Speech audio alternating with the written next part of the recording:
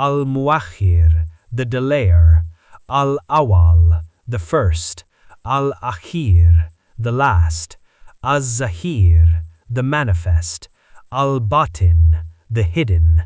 Al-Wali, the governor, Al-Muta'ali, the most exalted, Al-Bar, the source of goodness, At-Tawab, the acceptor of repentance, Al-Muntakim, the avenger, Al-Afu, the pardoner, Ar-Ra'uf, the most kind, Malik-ul-Mulk, owner of sovereignty, Zul Jalal wal Ikram, Lord of majesty and honor, Al-Muqsit, the just one, Al-Jami, the gatherer, Al-Ghani, the self-sufficient, Al-Mughni, the enricher,